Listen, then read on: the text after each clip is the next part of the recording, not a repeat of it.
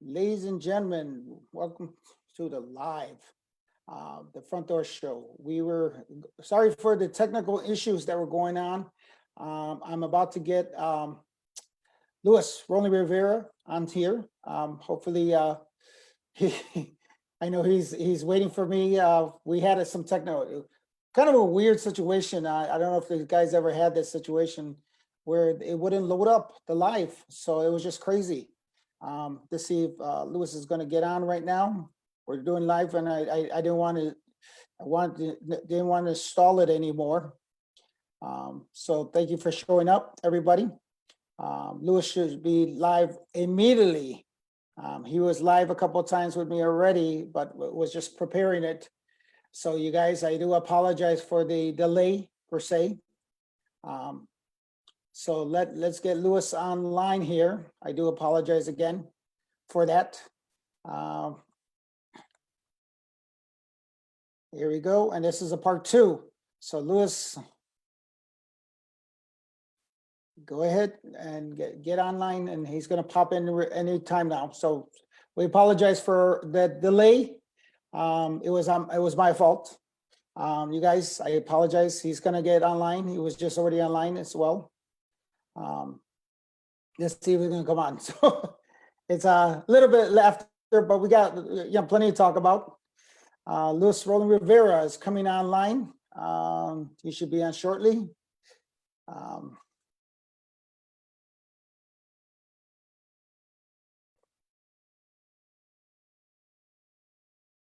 Let's see. There we go. Let's see. There we go. Come on, Lewis. Where? And we're waiting for you. Don't worry about it. I see you. I see everything. See already people logging on. So thank you very much. Lewis is, let's see. And I'll start. Okay, here we go. He's logging on right now. Cool. I do apologize again for the delay. There he is. Hey. So make sure that we got some audio. There we go. And I see you. Now let's get the audio. There we go. There we go. All right. Yes, everything's, oh my God, what a mess that was. Sorry about that. Oh my God. And I was working on it for about a half an hour, just trying to get it like, what's wrong? Why wouldn't it do? I got my both computers here. A little different setting today, but that has nothing to do with it. It wouldn't, for both computers, it wouldn't log on. So I don't know why that does that every so often. Next time, kick the shit. like the cars. Hey, we're not on, Yes, we are. We are live right now. Yes, we are. I wanted everybody to give the impression I'm a church boy and everything. Hey, that's even worse. What are you talking about? Something else to talk about, man. What's going on, Angelo? Everything's good, man. Just been busy. Great interviews. I don't know if you caught some of the other stuff. I caught Caesar. Great to see him. I haven't seen Caesar in a long time. It was real. You talk about Cheeseball, right? Cheeseball. You talk about Cheeseball? Yeah. Yeah. Not CZR. It's great. Caesar, Cheeseball, and but yeah, it was good to see him. I didn't know he did so much, man. So much in sound with sound and stuff, man. And Joker as well, man. He's talking about Party Boy Pete, and that's another brother I haven't seen in a long time. God bless him. But what's good? Are we ready to? Good. Hey, yeah. I was gonna say, do you recognize this up here? Do you recognize this? Yeah, Miami, right? Yeah. Okay. So did I ever tell you the story about this painting here? No. Let me hear it. There's 2 only in existence. And if you ever watch, this is the day scene. This is Miami. Hey, hang on for a And second. I did there's a, something here and I lost this thing. Can you still see me? I can still see you. Yeah, you're really close. Oh, I can't see me. But yeah, I, I can see you, but hang on. here we go. Yeah, I don't know what I did here, No, but you're fine. that's fine. You're fine. I don't have to Okay. see me, right? So the story about this is that there's a night version of this. And if you ever watch any of the Gloria Estefan, Emilio Estefan, that's the other version that has the other version of this. There's only two versions of this paint. Actually a tabletop that's made that they did, and they did a night version and a day version. And Emilio bought the night version, and we have the day version. So do you remember where we left off at? Did you go over your old interview? Yeah, I think. Well, we touched. We got into a little bit of Green Dolphin days, and Well, that's where we left off at. We yeah, left off at Green Dolphin Day. but yeah, we got. I mean, we got so much. Well, we got little time, so much to talk about. But and one of the things that I did review from the last time we talked was I really owe Marcos Hernandez an apology, man, because it was like, I missed that he was there, and Marcos was basically um the heartbeat of that night as well, man. Mhm. He did so much for that night. Um and again, man, I want to thank him for bringing me on, and I want to apologize to him because I didn't forget about him. It's just like it was the first time that we were doing this, and I was nervous, and I had so much I wanted to get, and so as No, well. no problem. No problem. I mean, Um, that's why they have tequila. yeah, I mean, but we don't do that. I don't do that no more. uh I'm more like not a lot, not like I used to, but it's a good thing. It's for the best. I know, I know. And Uh, I also I forgot to mention the other DJ that was there with us. It wasn't only myself and Edgar Marroquin, it was Carlos Latayari as well, man. Carlos Latayari was, man, it, when we all three of us, it was a combination of that night just working out the way it did. And I don't think, I don't want to say that it would have worked. It wouldn't have worked with us if we wouldn't have been there. Who knows what direction it would have gone. Um, if somebody else was there DJing versus, mhm. but yeah, I just wanted to just clear that up. Well, Carlos Yadi and let's Marcos. Yeah. right. Let's talk about the direction it did go. Okay, let's talk about that. I think that's important for what happened in the city of Chicago with Green Dolphin and the direction it went. Because let's be honest with you, when it came to salsa nights, and we can go in the history of salsa nights per se, that when what was happening at, let's say, Cadron, Cats, Cairo, 720 per se, all those areas. Salsa, in all aspect of it, was kind of salsa romantica only. I think that kind of was were kind of the direction of it, because that was the city of Chicago. Everybody had the live bands kind of playing the same stuff that was, in rotation, Frankie Ruiz, Eddie Santiago, and all that stuff. But Green Dolphin had different factors that made it different than the salsa nights that were happening before.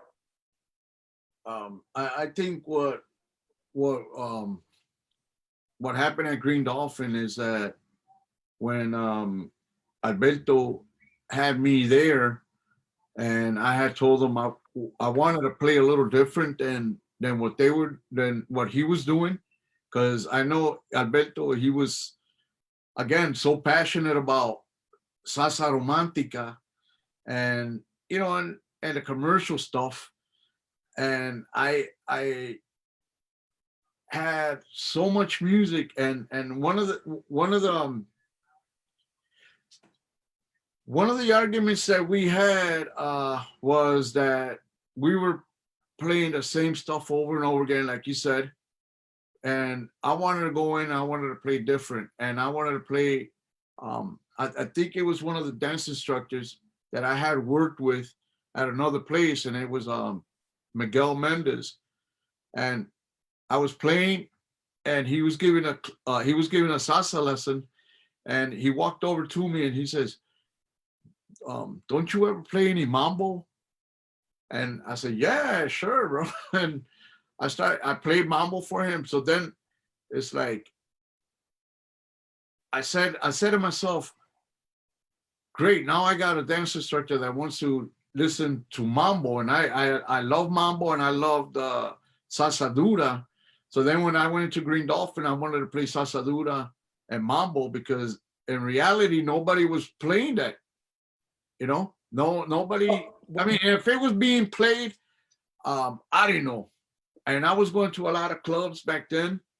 Salsa Romantica. There was where Buzz used to be at. It was Intas, and they were like known for salsa romantica. Right. 720s, Kairos, and then again salsa romantica.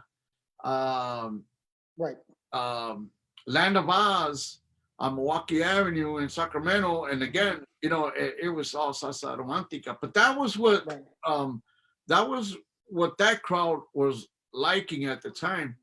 They were, they really. I wanted to say they were influenced by the radio, but in reality, back in the 70s and mid 80s, and there really wasn't no radio station. FM radio was a radio station, AM, but they were playing more like the commercial, and they were careful about what they were playing. Well, here. I really don't So, want to get into talking about radio, because I really wasn't in radio, and right. but yeah, I mean, Green Dolphin, I think what happened at Green Dolphin and was it just changed the whole scene. It Well, changed it changed let the me whole ask. scene for music, for Well, I know that, but didn't it also at that moment, because just what Miguel said about Mambo, wasn't that kind of where On Two kind of was starting to get more popular? well, um, it did, but it's like we didn't I mean, know. We knew we it. didn't call it we We didn't call it On Two at the we time. knew it as we knew it as mambo, and we knew it as salsa. And it wasn't until I think um, uh, the salsa congress came in that everybody instead of calling it mambo, and because started calling it mambo, we were calling it on two, and instead of calling it salsa, we were calling it on one. Right. And that was like a Puerto Rico and a New York thing. you know we weren't referring to the music at like that. And then um someone said, why is it called on one and why is it called on two? And then we found out that salsa, it was just based on the footwork. Salsa was with the left foot out, going out, and then mambo was with the um, right foot back. And that's how they started the dance. If you were starting, like on one, then you start with your left foot going out. and you started mambo, you started with your left foot. I'm sorry, right foot back. You know, and I mean Right, that's right. how I could be Well, wrong. I'm gonna have a bunch of dancers. I Hey, you're wrong. Like, go well, back. from what I understood, and just because on one and on two and stuff like that, on one is always male lead, female, female follow, I think on two is what you were saying, but it's the it's the male going on two back, like you said, with the right foot. It starts with the right foot, and then on one is forward with the left foot, and so that's kind of how the numbers go. But I know that's when the dancers and the music were kind of hand in hand, whereas before it wasn't, and maybe I should say it in this way. It was dancers that were taught by schools per se. There that was almost it was that generation of the breakout of the schools that were happening, and people basically being taught, as opposed to like salsa that was not taught.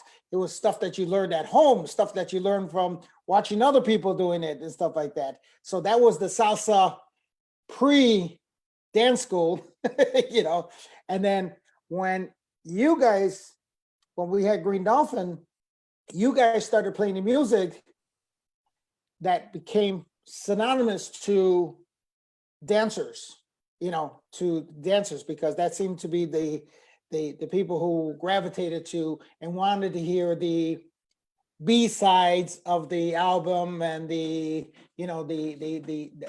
uh, salsa dura, mambo. Mambo and guaguancos and there was Uh, very few DJs that were playing at music in the city, and it was with the dancers.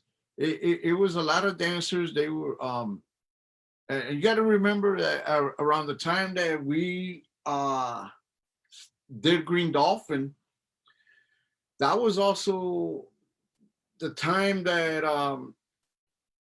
the salsa congresses were coming, coming into life. It was something new right, for us. It was happening already in Puerto Rico. I think it was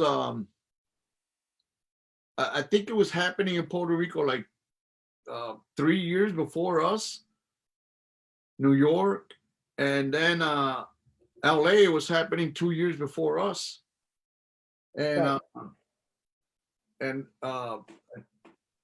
when cultural expressions, they were known as cultural expression back then. They were the producers of the Salsa Congress here, the first Salsa Congress here in Chicago, and that was what 20 uh, years ago. That was yeah 20 years ago. 2000 2001, right? Yep, Yeah, exactly. 2001 when they came in, and it was there was already, it wasn't as big as it is as it got, but it was like the dancers were aware of what was going on, and when they brought the Congress here, and they brought different dancers from all parts of the world, and a lot of dancers um, from here, they were watching what was going on. Then the on two and on one became, forget it. That's what they wanted. That's what they wanted to do. That's a lot of dancers. A lot of schools were teaching it. A lot of dance instructors were in the Congress doing shows, and that's what it blew up. It blew up big. The dance. Everybody wanted to dance that style, man. We were playing. We came in at the time where I think it's like everybody came in at a time, and we met, and Right. and that's where Green Dolphin blew up and just became what it was. You know, Well, it was a good, and hear what I'm saying. It was a good, couple, I don't want to call it accidents. It was like, all of a sudden, here comes people that didn't speak Spanish. All of a sudden, were going to salsa clubs, because that was, I remember that before, and I'm talking about before in the salsa guy. I remember it was like, oh, well, you go, you're Puerto Rican or you're Latino, that's where the clubs were at. But you would see, you could count on one hand how many non-Latinos were inside the club. But Green Dolphin changed that yeah, whole. Green Dolphin changed the face of what we knew salsa to be, man. Right. Yeah, and then when you said salsa and you said merengue or anything, it was just that you invited somebody that was not Latino, um, white, black, um, Asian, or I'm sorry, Chinese or Japanese or well, you invited them and you say, hey, we're gonna go salsa dancing. They were like, but when there was it was the face of dance, salsa dancing and mambo and all that changed around the time that we started doing Green Dolphin, and there was places that um, non-Latinos were going to as well. We were getting them at Buzz and we were getting them at Bavaloos and yeah, but for the most part, Green Dolphin changed the face of the crowd and the dancing. Um, more non-Latinos were coming out, and And that, they were coming out. They were like, wow, they were enjoying it, and they saw that it was um, they. I don't know. It's like it's funny because it's like I want to say that and remember we were coming off of the aerobics hoopla, so people wanted I the way I described it was salsa dancing was a new aerobics, because we were getting, well, you know and right. Well, also there was La X was still going on at the same time, right? The radio station. yeah, the Eki was still going on. I think when we got into Green Dolphin, it was still going on for like about a year and a half. It was still going on, and then it changed over. It changed over to I forgot I forgot what uh, It changed it to sort of like Spanish rock and that uh, type. right. But I think that was a happy coincidence for you, for Green Dolphin, because all of a sudden you weren't playing the stuff that wasn't being played on the radio, and people were like excited about that. If they wanted to hear that. They were loving it. It's like we uh, on any given Tuesday, um, who walked in through that door was, you know, and it was and the thing about it was that um, Tuesday night boxing was still going on, and And I remember that. it was still going on, and one of the things that came to mind, and that's why I say Marco Hernandez was if he had not been there, I don't know what direction again, because he was real good at the door. He was real good at the door. It's like he was going to let you in, but he knew that like 5 minutes later or 10 minutes later, you're going to walk back out. and a lot of people from Sapphires at the time, that's where the Tuesday night boxing was going on. They were Right. like, "Hey, Green Dolphin is slammed. Let's go over there." But as they would get there, gym shoes, jerseys, and Marco was, yo, hold up, guys, is all right. He let people in. No gym shoes, no jerseys, and people got in there and they were seeing the kind of music that being played. I had a couple of people I was playing. I had a couple of people like spill drinks on me because they wanted to hear dance music. They wanted to hear reggaeton. At the time, it was very little, but they want to hear house and they want to hear um, rap and whatever they were playing at Tuesday nights. They want to hear, and we didn't go for it, man. And Yeah. it was like, yeah, it's like we're not going to Green Dolphin, man. It was a But different. I remember that was kind of the reason why, because if you remember when I was doing Tuesday night boxing at Tropicana, and then I think we had it for 7 years. And if you remember, that's when Ruben had left completely Tropicana, and I was doing upstairs Palladium, and then Ruben wanted to take the boxing to, originally it was called Club O. Do you remember that? It was Oxygen. It was called Club O. Yeah. For like a short time, I think like about 6 months and stuff that. And that was right after Convent, if you remember. That was right after Convent, and then it became Club O.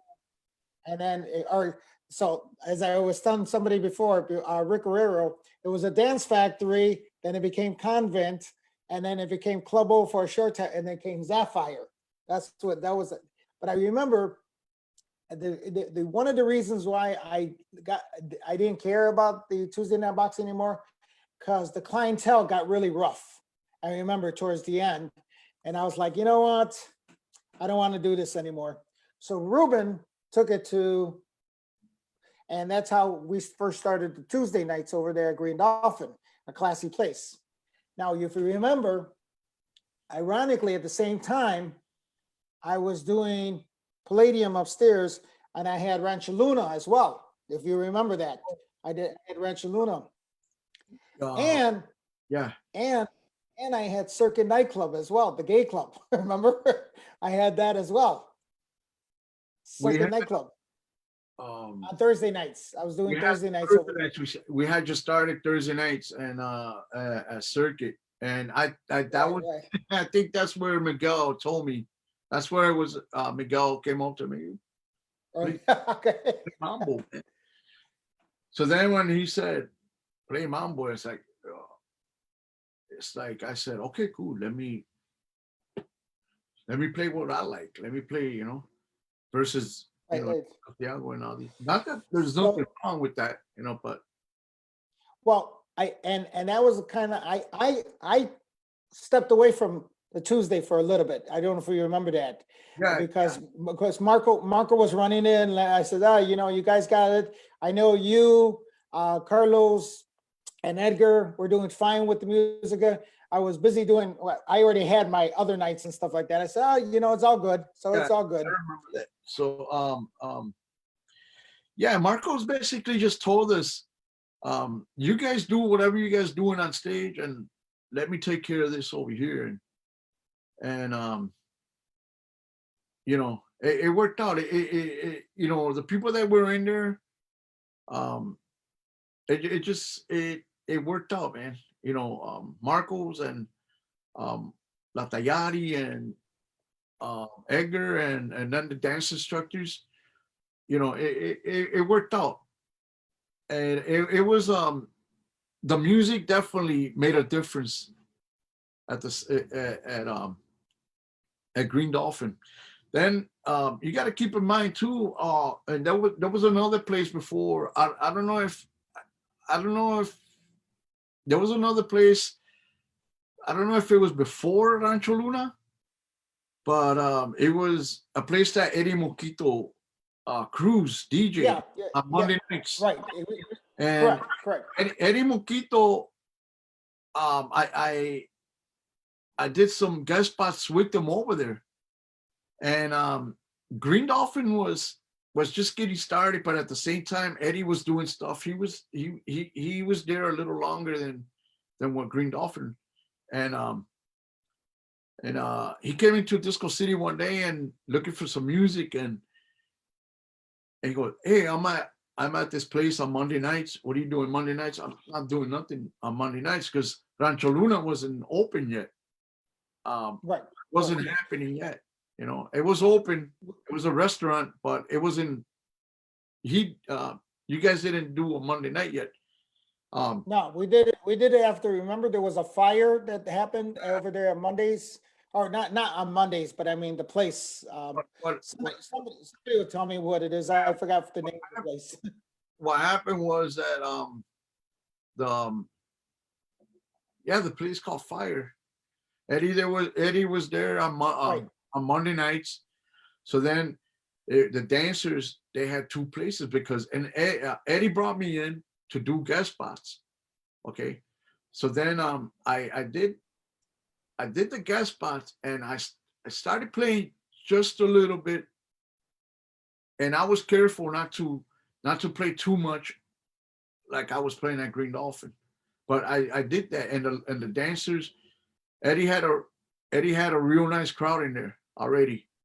I don't want to I don't want to say, I don't want to take a lot. I don't want to take credit for what Eddie did, because Eddie was doing a phenomenal job at that place, man. It was Slicks, and then everybody went to Green Dolphin the next day, and then Buzz, and so it was a line of, the dancers were, but Green Dolphin, for the most part, was the night that changed the city. How I'm sorry, salsa was going to be, um, was going to be done in Chicago. Right. That was the benchmark of Chicago. That was the benchmark. Marcos is online, by the way. So Give them, son, Marcos, what's up? How you doing? Again, I apologize if you were listening earlier. We were talking about it earlier, and I don't want to give you the impression we left you out. You were a big difference there, man. And thank you again for the opportunities that you presented me with. So well, Green Dolphin was the place to be, man, on Tuesday nights. And it wasn't just one person that made it, man. It was a group, it was a team. And Right. and we were there for so how long did it go on for? I mean, the Tuesdays there at Green Dolphin. um I want to say it's about 7.5 years. But Okay. Marcos was there the whole time. And maybe I'm wrong, and he's, but seven, He'll let us know. seven 7 years for me. And then I was in Atlanta, and I get a call from Marcos, and then Marcos tells me, hey, I'm not going to be here on Tuesdays anymore. So then I said, oh, great. There goes my job. But then he tells me somebody else took over and it was a group. I can't remember the name of the promotion, but it was Gabriel and his crew. They were there on Saturdays, and they took over on For the whole place. For the whole place. yeah, for the whole place. Right. For whatever reason, I don't know, man. because Marcos was Marcos was on it, man. You know, and he told me, yeah, man, but they want to keep you on. And I'm Right, then he was still doing stuff with Green Dolphin because he was still doing Boom Boom Room and all that other stuff. right, right. And I believe he was still there on Saturday, Fridays and Saturdays as well. They just took Well, over. They wanted to take over and Tuesday nights. And right. I don't think it was the same from what I understood. It no, wasn't the same. I think they wanted to take it in a different direction.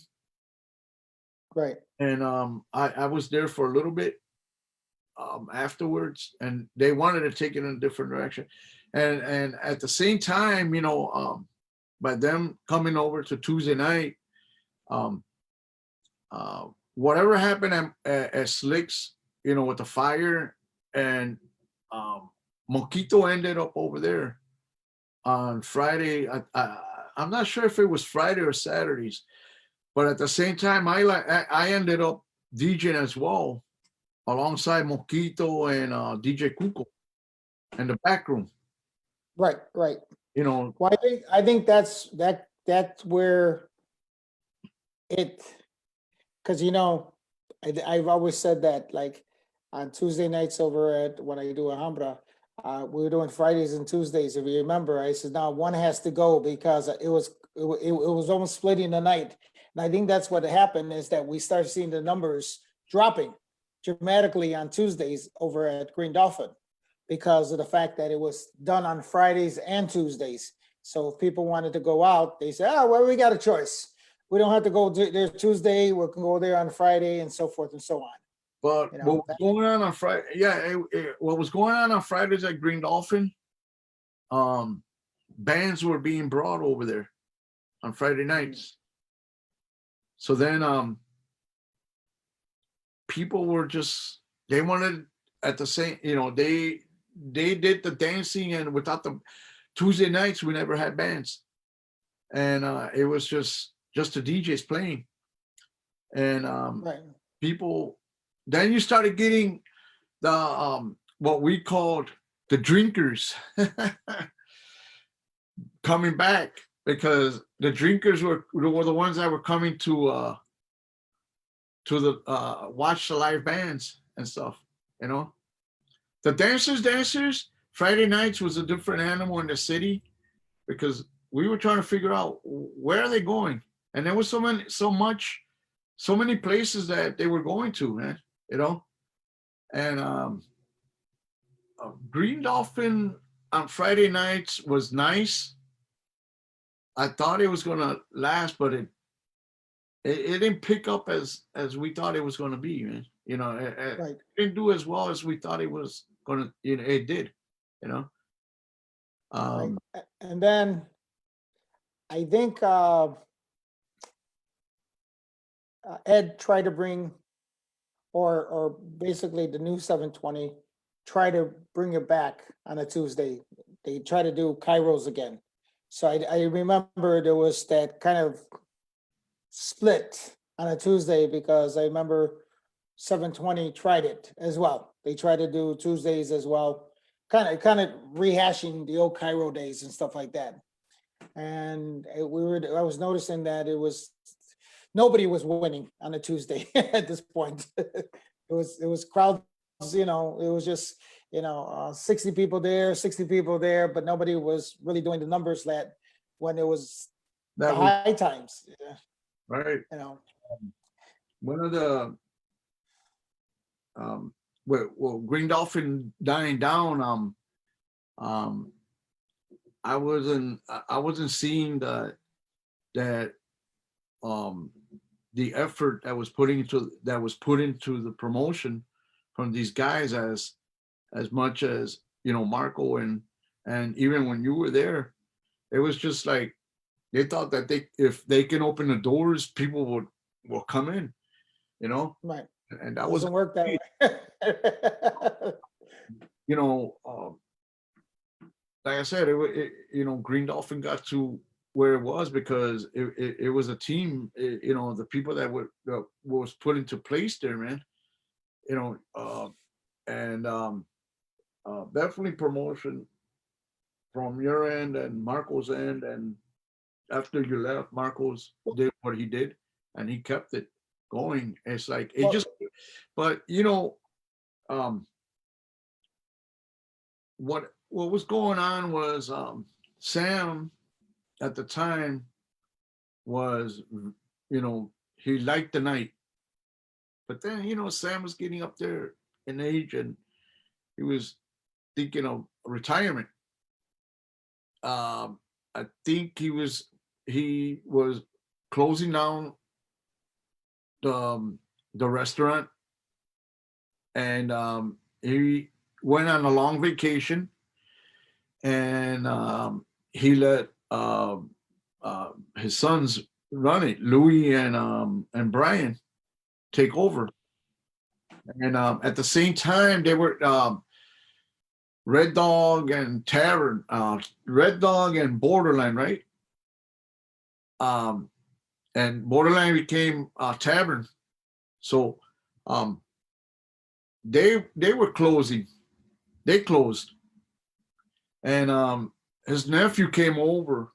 Uh, his nephew came over. Teddy came over to help out at Green Dolphin, run the daily and whatever was going on at Green Dolphin. And I remember when he came over, and I kind of got into a little bit of a dispute with him because he really didn't want the salsa there, man. And he wanted us to switch, to play, other styles of music. And I told him, no, man. And I'm not gonna play that, man. No. So then he was there for a little bit, and then that's when the changes started coming. Sam went on vacation, and well, I remember you were also doing guest spots over at 720, like on Saturdays. I remember we were having you rotate in a couple of the different, I did a lot of I was doing a lot of guest spots everywhere, man. Right. Because after Tropicana and Salceros closed down, um, Ruben had opened up at this place you were talking about, Convent, and he bought them out. He didn't open it up. He bought them out, and he changed the name to Oxygen and Sapphire. Sapphire. So I went to Sapphire's for a little bit, and I don't know. I wasn't feeling it, man. Right. I wasn't feeling it, so so I started doing other stuff. Instead of being in one club, every week, I started, different promoters started calling me up. Alex, and that was another person I forgot to mention too. Last time, Alex Alberto's business partner, Alex Noriega, and they would call me up and, Louis, you think you want to come in and do a guest spot with us over here at Babalu's, and then Edgar, as well as 720, and yeah, and wherever you were at, I think I got to do a guest. I did a couple of guest spots at Rancho Luna on Saturday, and there was a guy there, great person, man, and it's like, I think as big as he was, that's as big as his heart was, and that was Walter, man. He was over at Walter Chavez. Yeah, and he was over there, and I went in there. I went in there one day just because they would. Rancho Luna was the place to be on Friday nights and Saturdays, you know, Right. and And then we started Mondays as well. That yeah, was after, then we went in there after the fire at Slicks. Then we right. went in there on Monday nights, and I went in there and and and Walter knew me, and I wasn't, and I didn't know him too much, but he was good. He was great, man. Merengue and you know, and whatever he was playing, he had the. So then he asked me if I could come, if I wanted to do a guest spot. I said, yeah, sure, man. But yeah, I was doing a lot of guest spots and until I landed something else. Um, um, and that was So it. okay, so this leads up to, do you remember my phone call to you? About I have a new spot? Well, um, Oh, no. Let's back that up. Back that up. I'm sorry. what what happened Well, was what technically, you basically what was told me, at the time that I was doing the guest spots. Um, I I got hooked up with Andres Meneses, and it was we went to go me and you we went to go see him at that place that he was doing on Thursday nights, I think it was, or Wednesday nights out here in Schaumburg. okay, all And I right. sat down with him and Lisa, and I told him I would like to come and work for you guys, man, because at the time, right around that time, they had just gotten Excalibur, Hmm.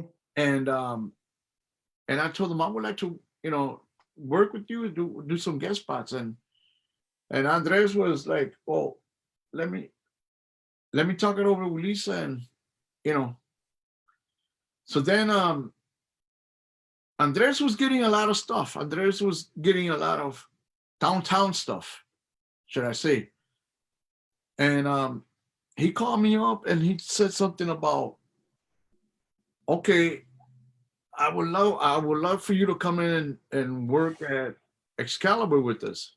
At the time he had Marco Hernandez, Sasa Brava, not Marco Hernandez from Green Dolphin, at Excalibur.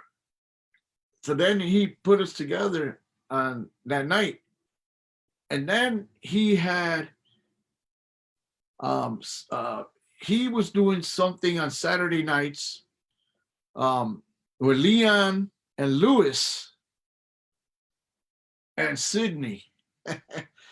That was the name you were looking for the other day, Sydney. And it was a place called Pasha. Okay. Pasha. And then the good thing, what I loved about Pasha was that it was diverse.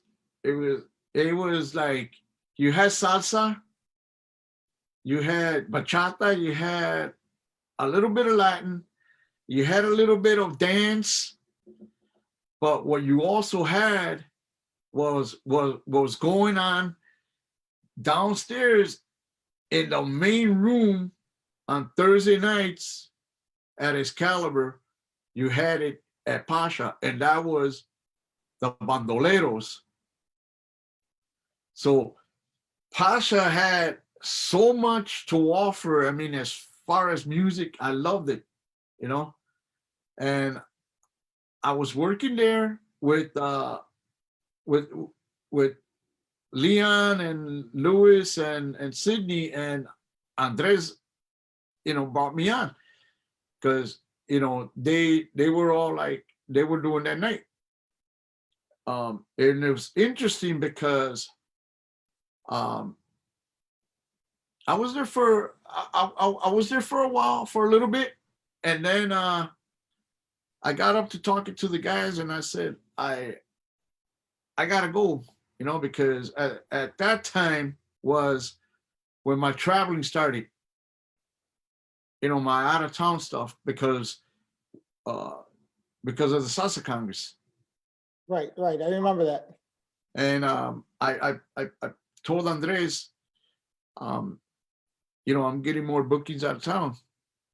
And then I sat down with Sydney and I told him, Sydney, I gotta go. I'm sorry, you know.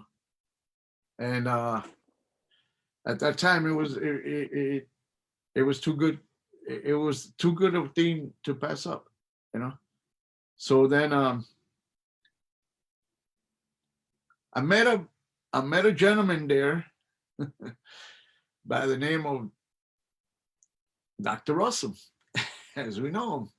And Dr. Russell was with his right hand guy in Assam. I can't remember his last name. His name was Sam. And they would come in and they would love what I was doing. Good job, good job, good job. So one day, Sam come over to me and he told me, the doctor loves what you're doing. And he told me he is gonna have a new place that's gonna be opening up. And that place was Alhambra Palace. Alhambra Palace was going to open up. I think they were like about a month away from opening. And doctor told me, come by, come check it out. You know, see, let me see, you know, come by, let me see. But I was already doing what I was doing. I was at Green Dolphin, and Green Dolphin was doing good, you know. And I left Pasha, and I think it was like about a year. Pasha, Alhambra opened up. It was a year that I ran into him again, and he told when you're gonna come by, and I says, "Oh, dang, it's like I'm gonna, yeah, I'm gonna go check this Well, out." well, something you don't know, or something that's good. So So when Humber opened, because of the fact that, you know, Pasha was mainly on Friday nights. When it opened up, it was just what they were doing over there. They were crowded, man, on Friday and Friday and Saturdays, man. You know, it was a right? restaurant, Middle Eastern restaurant, and you walk in there any given night when it opened up, it was packed. Oh So well, that was gonna tell you that was where it wasn't just Friday and Saturday they were packed. They no, were packed there they Wednesday were through Sunday. packed. They were They were packed. You know, you any given night, man. So then, So, well, if you remember, a lot of promoters try to go in there. a lot of A lot of promoters. promoters were going in there. Everybody, um, you name them, they were going in there. And But no, I mean, when they were going in there and they were told, no, walk back out. Nope, nope. no, no, no. Everybody walked in there, they were getting turned down. No, no. So see, you jumped and I so what was going on, the doctor came by Green Dolphin, and it was just as right before it went down a little, you know, it Right, right. started dying. And then I wasn't happy with what was going on with the new guys. Even though I was working with them on Saturdays, I wasn't happy what was going on with them on Tuesday nights. And we were talking we went, I think we were to IHOP, and you were telling me that you were going to do an event over there because I think you got in. Well, yeah, and there's a reason why I got in. Um, I don't know, yes, you're right, I got in. And the reason why is because same thing like you, what's his name? Dr. Rustum, the brother who passed away, rest his soul. He, I ran into him through Lugo. They were out together, one of our mutual friends, Lugo. And he told me this was right when the smoking ban came in effect. Yeah. And all of a sudden they couldn't have hookahs there anymore. No, but here, hang on. When we went in there, um, they had the hookahs. We came in at the tail end, you know. But what I mean is that the smoking ban, they had hookahs. I'm sorry, look, but the smoking ban came in, and I remember that they did have the hookahs there, but it was kind of like kept under wraps per se, because in technical terms they couldn't have them per se. They would have them out, in different spots, but they wouldn't be. I remember that was the whole thing, and it hurt Alhambра's business. It did when this, because I think it was like they would have hookahs, but they wouldn't announce it. They wouldn't talk about it or stuff like that. They would, like, if somebody called out, "Hey, you have hookahs?" They say, no, the smoking ban." And put I think it was like shit 75% of their business. Huh? Right. And so what had happened was that was August. I was planning to bring in La India to a Valentine's dance. Do you remember that? Right. That's what you And told it me. was gonna, Yeah. exactly. And I was warned by the manager that La India at that time, she great artist and stuff like that, but they told me that sometimes she cancels, and just be careful. If you remember, she gave the deposit up, and within a month they said she changed her mind. She doesn't want to come to Chicago. And obviously I got my deposit back. But then I, if you remember, I told the doc, "I'm sorry, not gonna have this Valentine dance." And the doc says, "No, come in. I want to talk to you guys." And I think that's where me and you went. Yeah, I think when what happened that I finally had enough at Green Dolphin with these guys, and the last night I just went up to him and said, "Hey, thank you. I quit right there." Their mouths dropped. Huh? And I called you up. I called you up that same night. And then I told you, let's go talk to the doctor tomorrow. And we went. We set up an appointment with them, and we went to go talk to him. And when we walked in, they told us the doctor was in a meeting. The manager come down, the guy that was in charge, and he goes, "What exactly is it that you guys are here for?" So then you talked to him, and then I told him, "Oh, he told me to come down, talk to him to do an event, talk to him about doing an event here." "Oh, he's a busy guy," and he was like trying to brush us off. So yeah, he's real busy tonight. You guys are gonna have to come back. And just as we got up to walk out the door, he was coming down the stairs. You got up and you said, "Dr. Russum, how are you?" And as I was walking around you, he looks and he said, This is the brother now, right? This is not the one this is the uh, other brother. This is the other brother, right?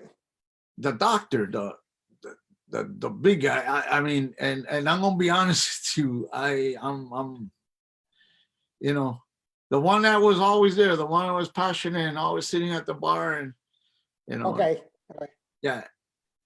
Um, and I'm walking around you, and he sees me, and pardon my French because I've said worse. He says, "What the f are you waiting for? What night do you want?" And we looked at each other like,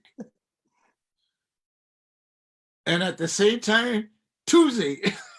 And then Yeah. when do you want to start? Oh, okay. Give us, I think it was April sometime. April 26th, something like that, right? Well, no. It was. I don't think it was. I think it was earlier than that. I want to Early? say it was because remember we were trying to do February 14th. That was the original date. That was the February 14th, and we said we were in there in December. It was Christmas time, and I remember it was Christmas time, right before Christmas, and I August was when I booked India. September we had it canceled, and then I think we went in there. Maybe it's November. Maybe it's November. But I remember we were talking, and I says, "Give us 3 months." I think that's what we said. Give us 3 months It was to three do the months. marketing, do all this stuff. And I want to say it was like March 3rd or March. I could be wrong on the date. I think it was like the beginning of March. I think I remember it was beginning of March, just because of the fact that I said if you just give us 3 months. Um, because we wanted Christmas to get over and done with and our New Year's to get over and done with. And we were afraid about snow. If you remember, we were afraid about winter and we didn't want it. We wanted to do it right after the snow period and stuff like that. So Right. I said, oh, that's the beginning of spring. So let's, just do it in March. And I think that's where we came up with the idea to do it in March. And Of March. right, right. It was March that I remember because of that was a fact. We were thinking of those factors. Let Christmas go by, let New Year's go by, let the snow go by, and then Because we'll, then we were thinking about, people are going Christmas and the holidays, and people are gonna right, have money to come. That's how we were thinking. Um, yeah, and Alhambra was a different animal, man. It's like when we opened up the night. I mean, going in there, it was like, wow, man. It's like, and I was like wowing every time we went in there. So if I was, eh, we were doing that night, and we were doing that. Imagine what people that came out to dance, and they loved it because it was so spacey, so big, so they had more room to do turns and flips and dips and whatever and they were doing. And they were getting tossed in the air. They had a lot of room to do it because they had a high ceiling, man. you and know, then we set up live music too as and well. Remember? because one of the stipulations that the doctor imposed was, I need for you guys to bring live entertainment, Right, not only DJs.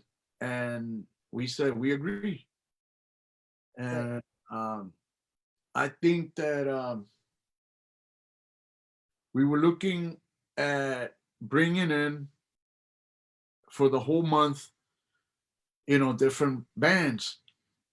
And then you were telling me, well, let's bring this person, let's bring this group, and let's bring this group, and let's bring this group.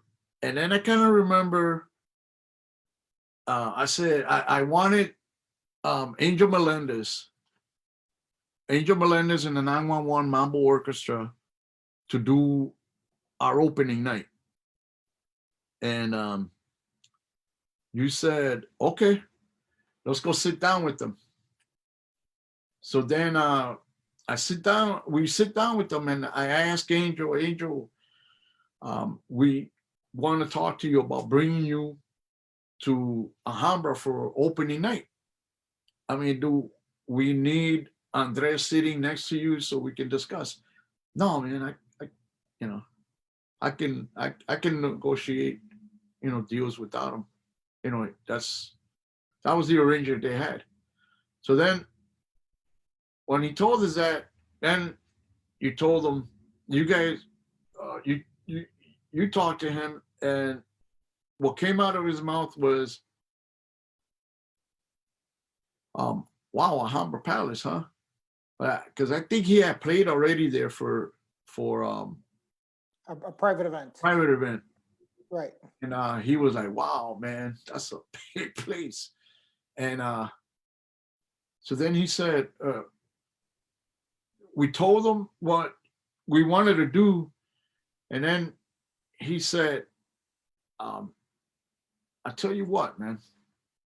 And we were working with the budget, and then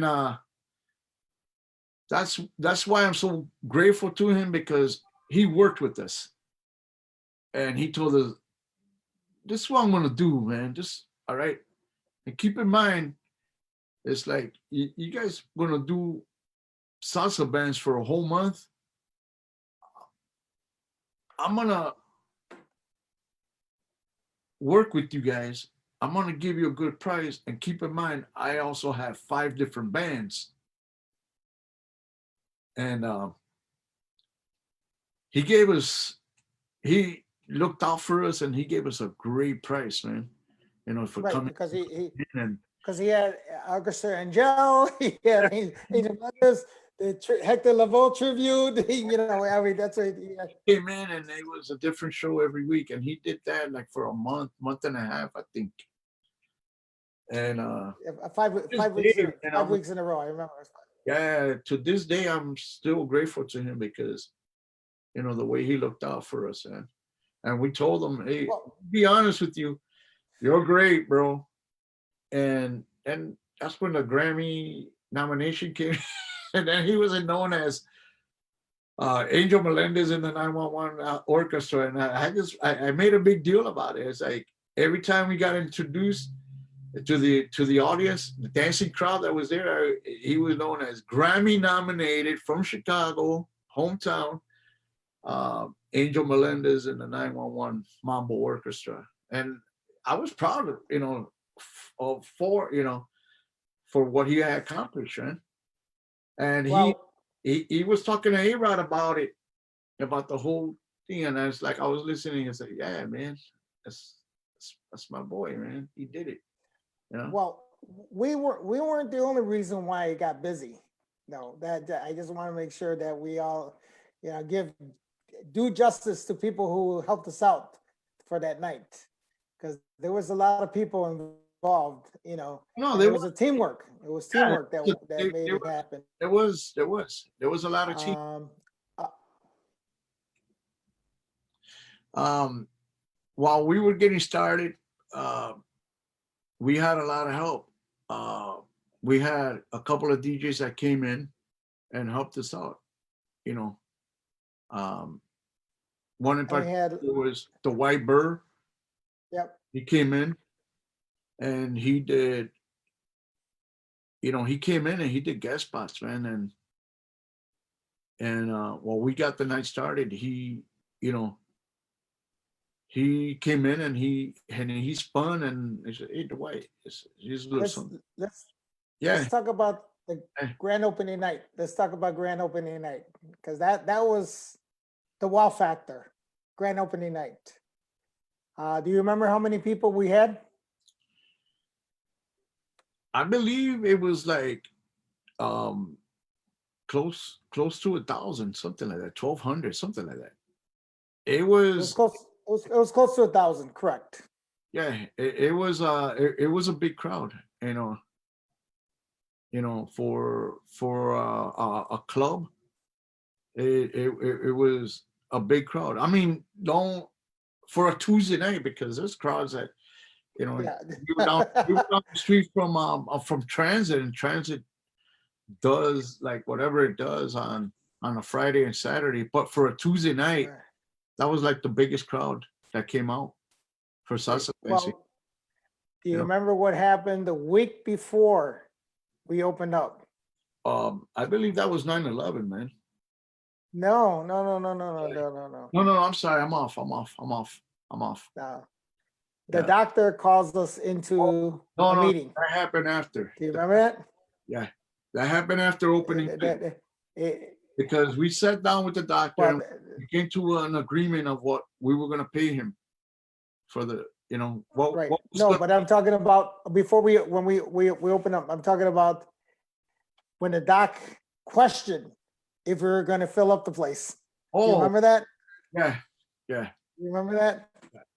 So and it was funny to me because I had a guest list of 1,600 people on the guest list for that night. 1,600. I remember it was 1,600. The only top above that guest list that I had before that was the when I was talking to Cheeseball with Thick, what's his name? Alan Thick's son, Robin Thick. Robin Thicke. Robin Thicke. That was the only guest list I had that I had 2,500 people for that.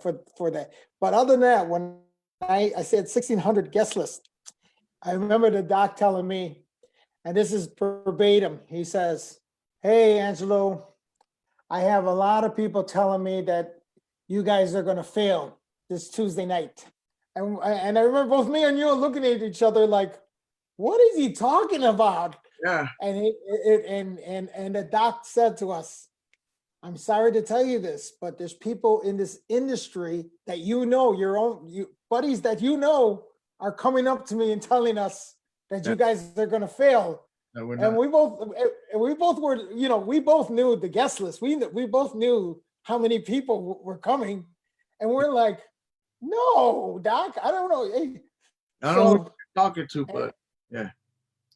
yeah, and then what was funny, grand opening night, and I remember there was something that happened. Why there was so many people, and maybe you could agree with me that so when it comes to this business, I'm all about psychology when it comes to the business. And one of the things I said is that, look what's going to happen. We're going to get people who are going to be our regulars, and we're going to get those other people that never come out of their house because it is a humble palace. It's the Middle Eastern place that nobody ever seen before. And it's a $13 million venue. And I knew that those people coming out on a Tuesday, and if you remember, I said it, we're never going to hit this number ever again because I know half of the crowd cannot come out every Tuesday. I knew that already. But they came out because it was almost like a forbidden kind of place that they had heard about. They weren't sure about. People passed by. They didn't know what it was. They heard it was, So I remember that was the whole thing. And I remember the doctor coming up to us after the night, the night. He goes, "I'll never question you guys ever again." Yeah. He loved it. He told us, as long as you keep live entertainment here, you're gonna keep me happy. That's what he said. But I think our second crowd was the anniversary, first anniversary. We brought an artist, and that's when I think it was my either my first, no, not my second or my third trip to New York for the Salsa Congress. And there was an artist, and Salsa Congress, I gotta give my brother who's up in heaven right now, John Knight, known to in New York as Choco. He was the one that was bringing me out there to for his events as well as the Salsa Congress, you know. And there was an artist by the name of Frankie Martinez Morales. Morales. Yeah, Morales. Frankie Morales. Yes. And the reason I sat down with you and I went to New York. He went to New York. I saw him because he was one of the headliners for the Salsa Congress that year, and he had a group. He had just came out with a CD, and it was a tribute to Tito Puente because he was Tito Puente's vocalist, lead vocals on an album that Tito recorded called Mambo Birdland. And Mambo Birdland was in a set, it was a live recording at this famous nightclub in New York it was called Birdland. And it was one of my favorite albums, man. I was like, it was something that I played at Green Dolphin a lot. And then as I listened to it and went through the, listen to it, not only listen to it, but go through the credits, I was finding, the guy that sang on that album, he's badass, man,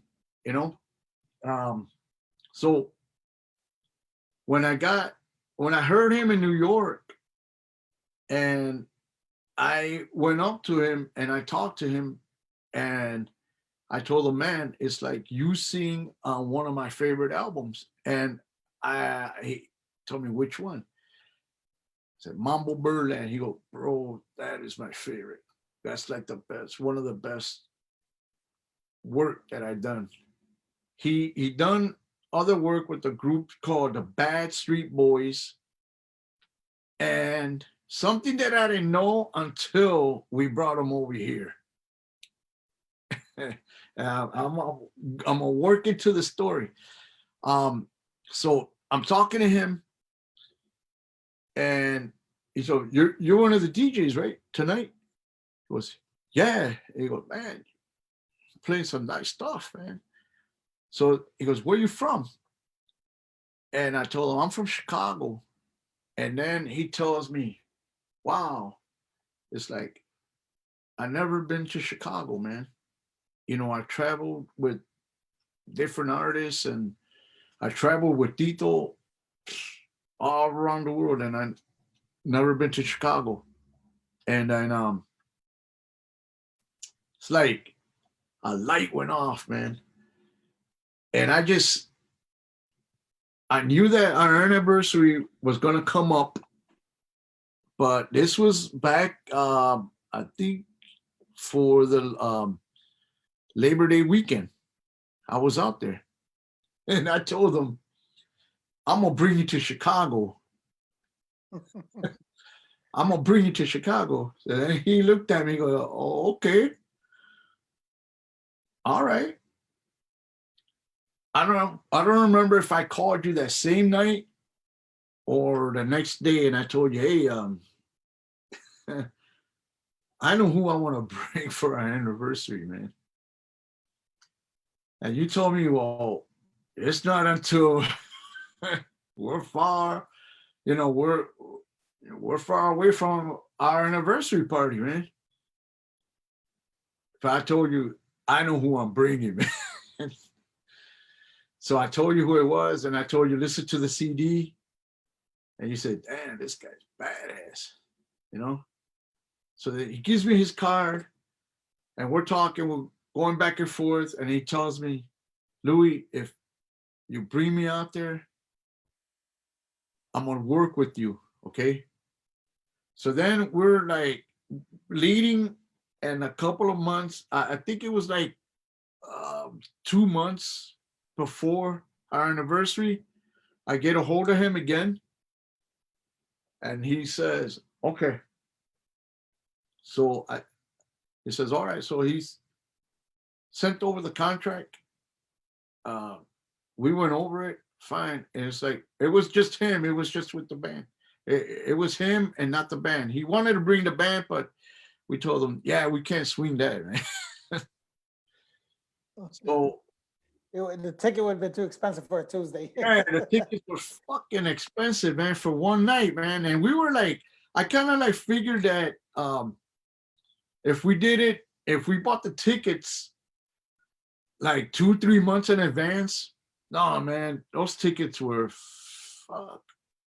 I think we won I don't know what we paid for them, but 2 months out, we had to get them because the closer we would have gotten, the tickets would have gone, you know.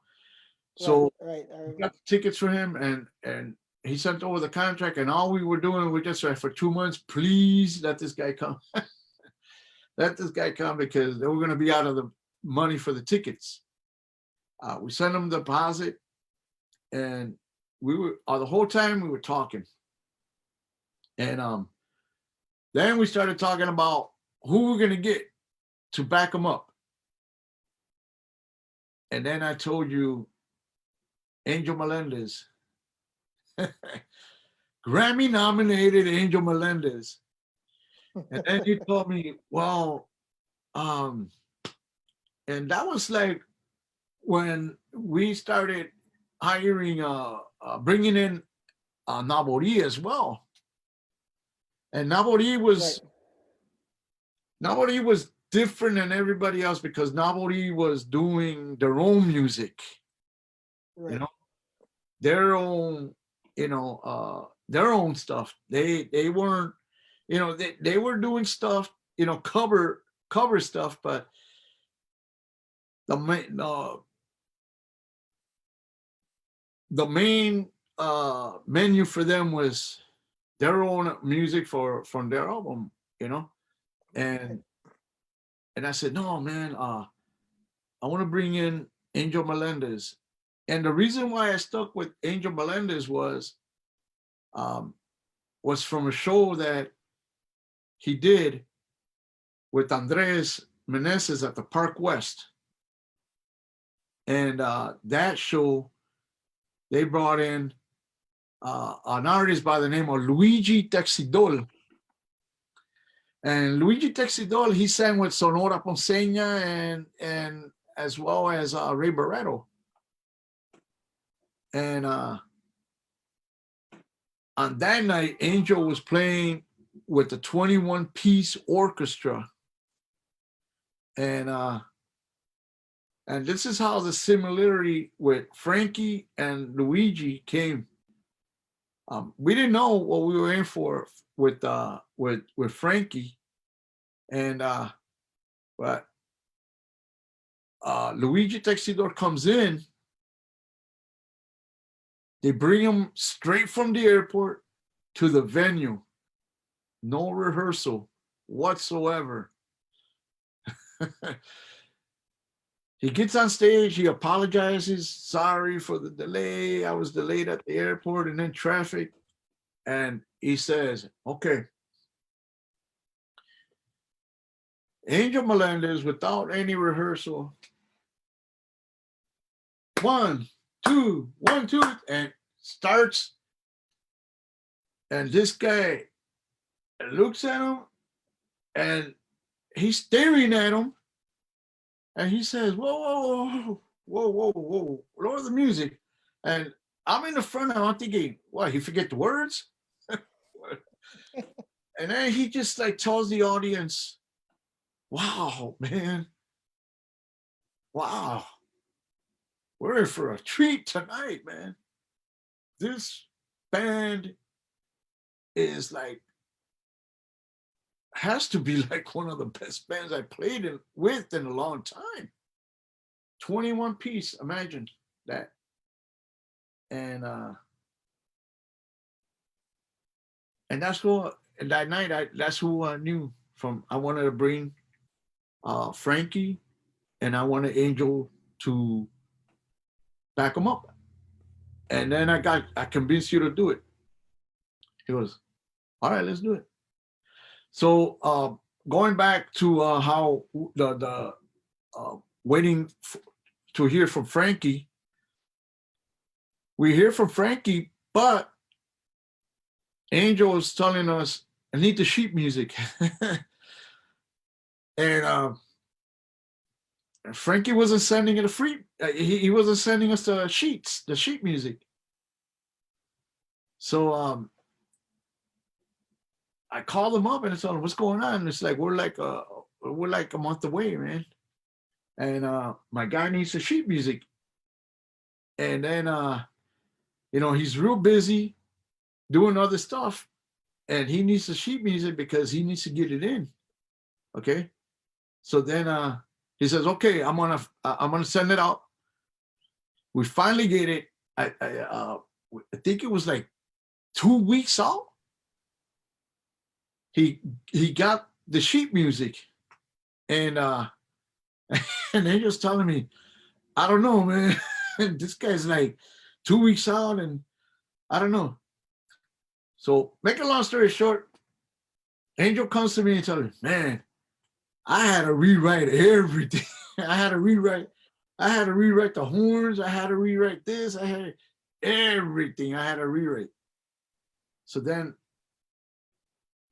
the night finally comes, opening night. We opened up Alhambra Palace. The guys were rehearsing. Angel was rehearsing early, but without Frankie. Because we wanted to bring him in one day early so he can rehearse. But he said, I can't because my job won't let me out. Right. My job won't let me out So then I think we had to change a date on the airfare because of that. And then we got it. We got the airfare, and knock on wood, and by whatever miracle, they didn't charge us. They changed it, Yeah. So the same scenario, no rehearsal. I think he got in an hour before opening, and he just got this little rehearsal time. So I picked him up at the airport, and he's asking me, man, Louis, man, he's thanking me for bringing him out. And he's asking me, how is this guy, man? I mean, how are they, man? I mean, I heard his CD. They sound pretty good, and but and then I told him he's good, man. He's like one of the best that we have here in Chicago. And I don't want to single anybody out because Chicago is like when it comes to musicians, Chicago has a lot of talent, man. But Yeah, they do. and so then I'm telling them, yeah, listen, wait till you listen to what he's got, man. And we're talking. So then I'm asking him, who else did you play with on the way? Who else did you play with besides Tito and the Backstreet Boys? He goes, oh, I was the backup singer to Hector Lavoe. And I'm on the expressway bringing, when he said Hector Lavoe, I looked at him and I'm like, and I'm like, look, I'm like doing this long stare. And I asked him, hey, there's a video that I've been seeing with Hector Lavoe, man. And the song is called Ooh Blah Blah Doo. Ooh Blah Blah Doo, Ooh Blah Blah Da. And there's a singer that's doing backup vocals, but nobody knows who it is. He goes, that's me, man. And then I looked at him again, oh yeah, without the afro, right? Yeah, without the afro. And we get to a Hammer Palace, and he walks in, and you guys introduce. I introduced him. Hey, this is Frankie Preto, and Frankie Preto. Thank you very much for bringing me. And oh, I got a crank call. Hang on. You still getting those, Yeah, huh?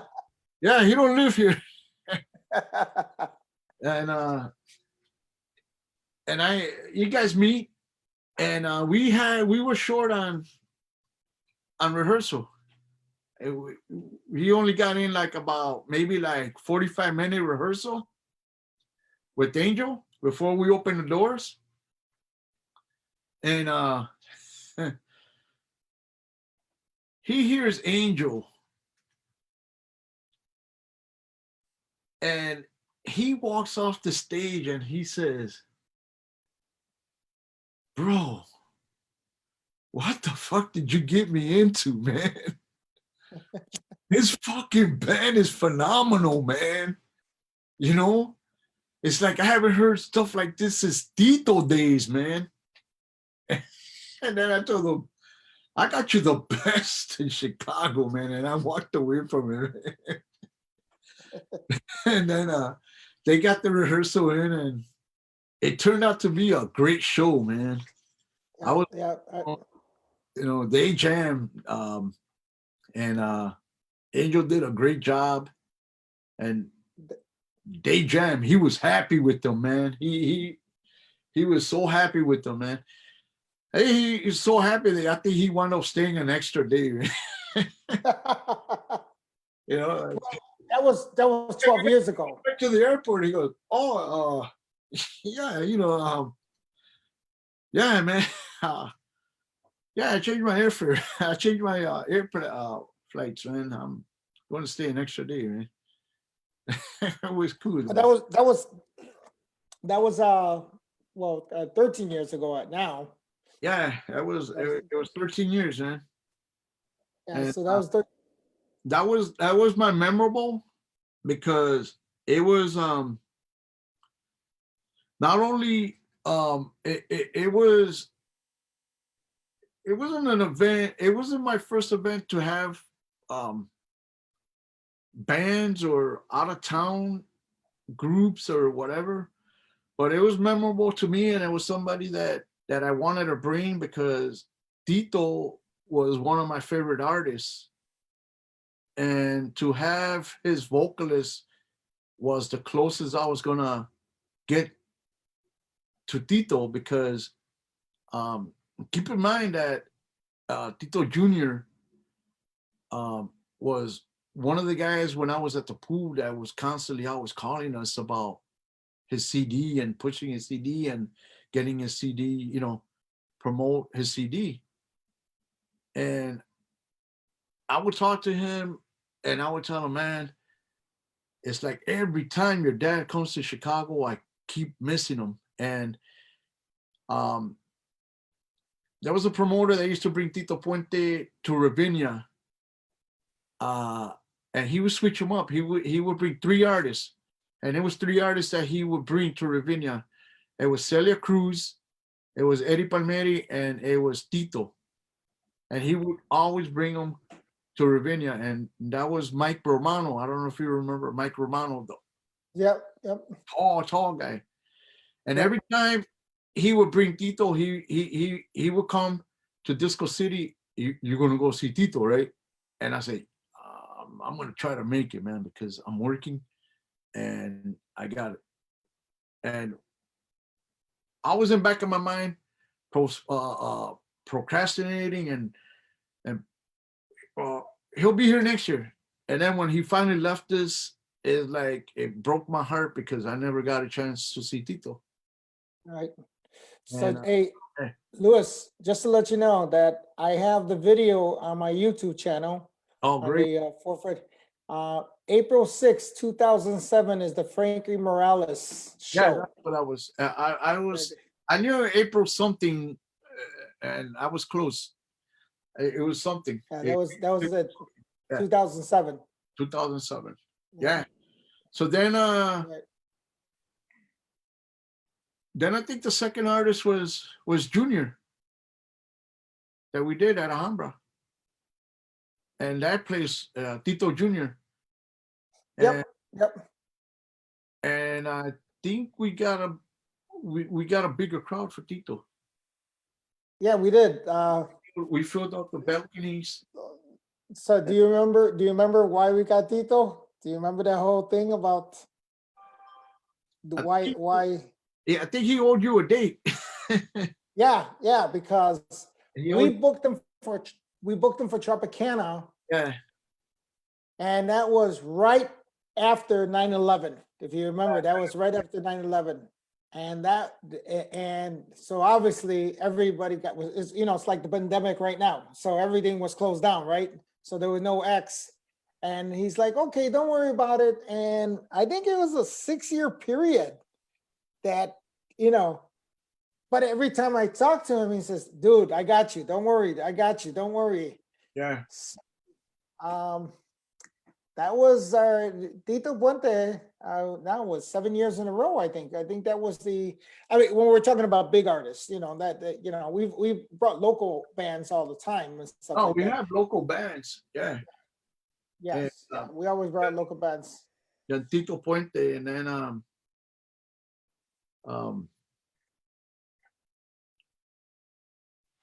I forgot who else we brought in. But then we did something at Green Dolphin again. We did something at Wednesday night. Yes, we did. We raced up over there. Yeah. We tried. And again, the same thing. It's like I went to New York, and at this time, I went to New York. I was DJing, but I saw Ray Sepulveda at a nightclub, and Henry Knowles, he was Salsa Congress DJ, and he told me, Louis, when are you leaving? And I told him Tuesday, and he told me, can you come and do a guest spot at the place where I'm at? And I said, sure, man. I'm, so Ray Sepulveda was another one of my favorite artists. And I get to talk to him, and, and then I tell him, I'm going to bring you to Chicago.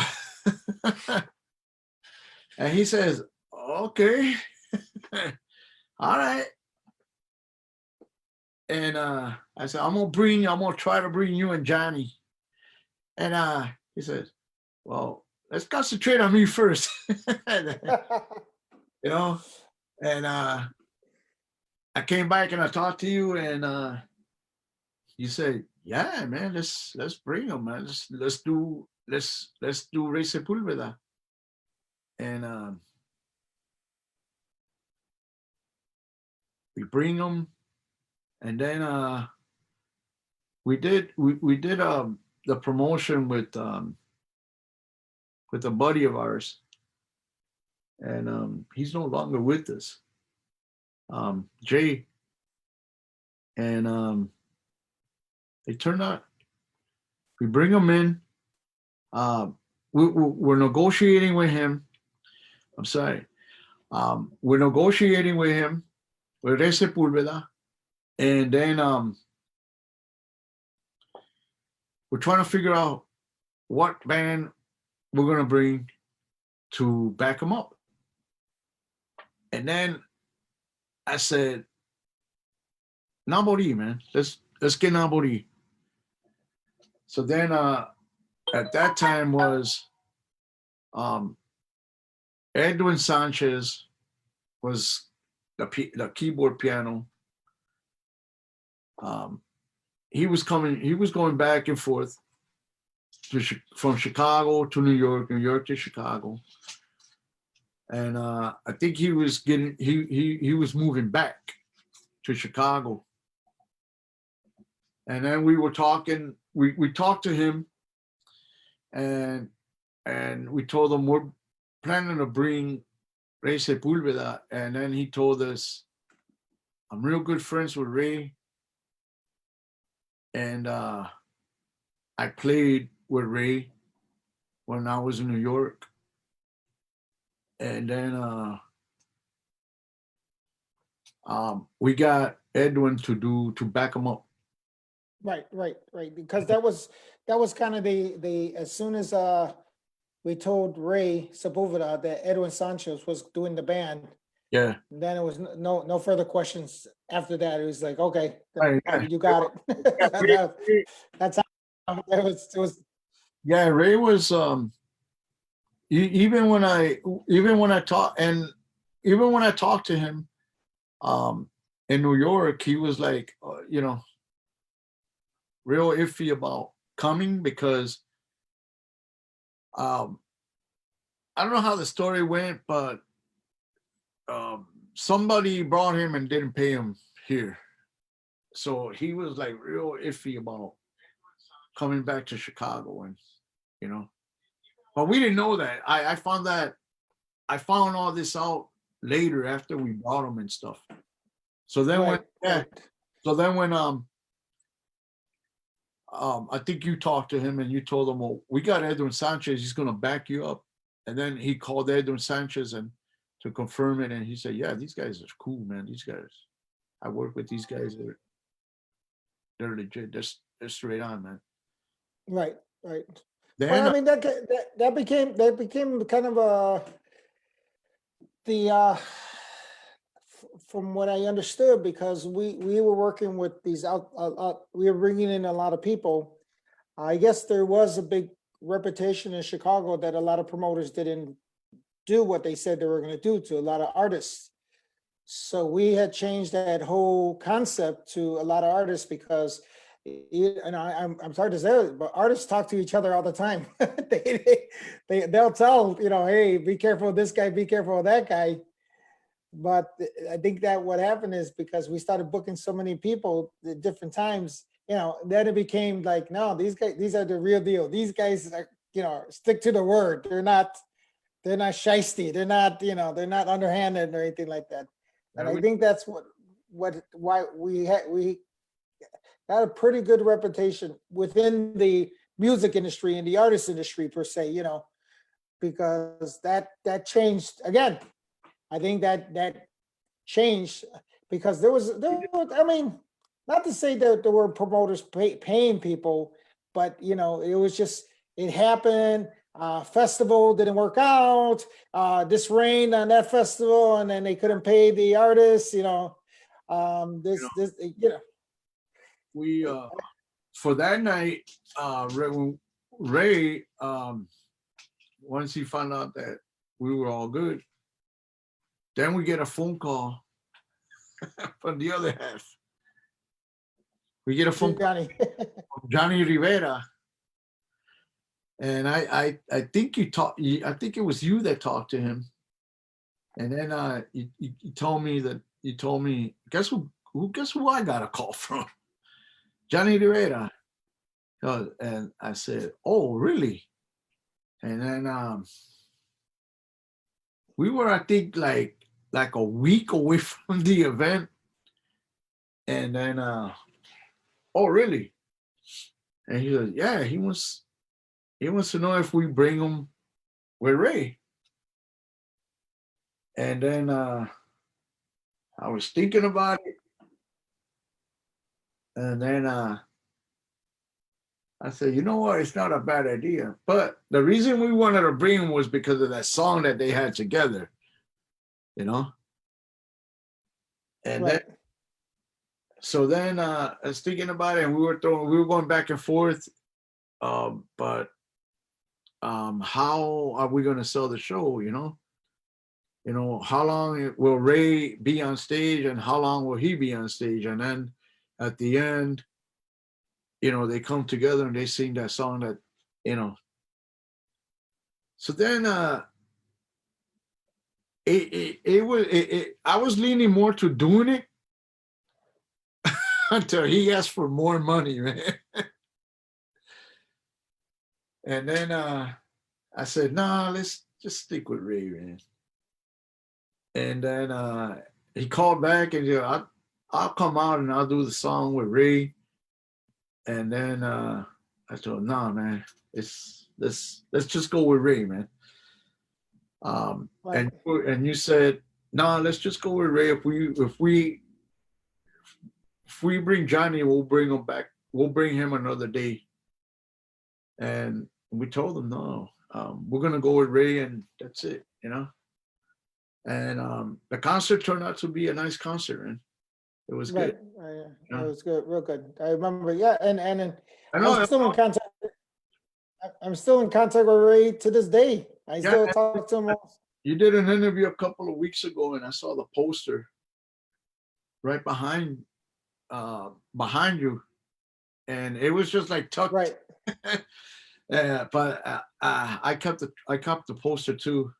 Yeah, it was those were artists that I really wanted to work with.